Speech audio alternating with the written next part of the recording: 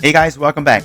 You probably saw everyone on the timeline talking about Gigaverse last week when they launched their game for holders.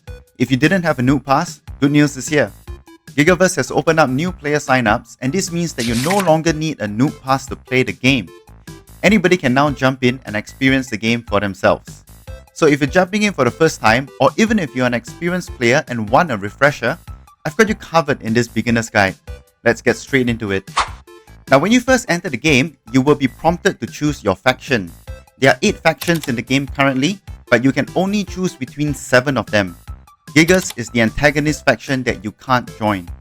For now, there's no information on the benefits or drawbacks of joining any particular faction, so go ahead and select any one that you want, as I'm pretty sure the team will allow us to reselect the faction once they announce the details.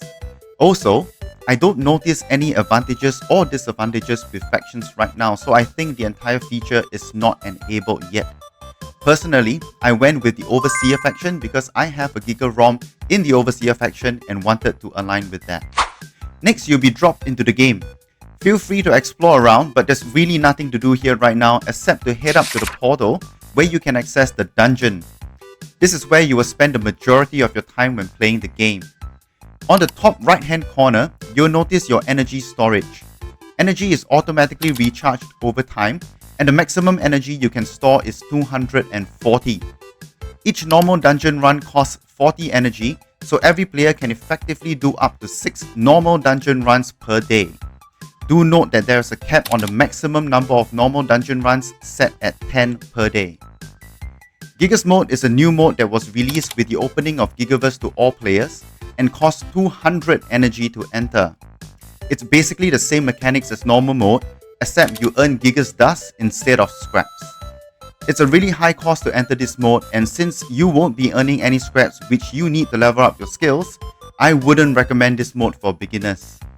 When you're ready, head over to the portal and select normal mode to enter the dungeon. So the dungeon is where you'll be doing your fights to try and progress as far as possible. Each enemy you defeat will drop you some dungeon scraps, which you can use to level up your skills. If you take a look at the top left and right hand corner, you'll notice both yours and the enemy's HP and armor bars. Damage will reduce armor first, and once it's completely depleted, it will start to reduce HP. Your objective is to kill the enemy by reducing its HP to 0. Similarly, the enemy will be trying to do the same to you. And towards the bottom left of the screen, you will see the actions that you can take. Each round, you can select to play either sword, shield, or spell. It works like rock, paper, scissors, where sword beats spell, spell beats shield, and shield beats sword.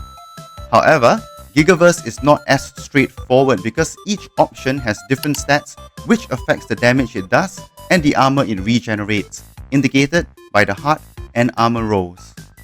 For example, if I were to use sword and the enemy uses shield, I would lose this round but take no damage because the enemy's attack stat for shield is 0. The enemy would also regain 2 armor in this case. If I were to use sword and the enemy uses spell, I would win the round and do 11 damage to the enemy, killing him instantly.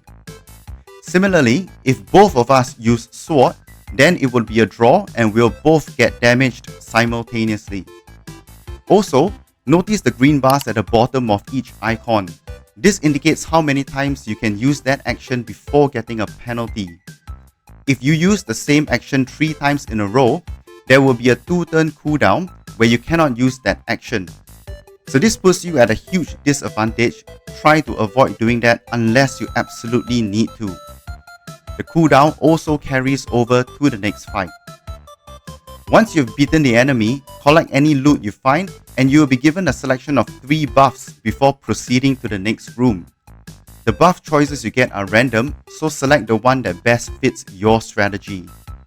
The enemies will progressively get harder and harder until you die and the run comes to an end. When you've gotten enough scraps, you can click on the skill tab on the left menu to open up your skill list. Here, you can use the scraps to level up your skills. This is important as it will boost your stats, allowing you to progress further in the dungeon. Take note that the scrap cost to level up your skills increase with each upgrade, and this is applied universally, not for each skill individually. This means leveling one skill increases the cost to level the next skill across the board for all skills. If you're a ROM holder, you can access the ROM tab to see your available ROMs and the resources that it has accumulated so far.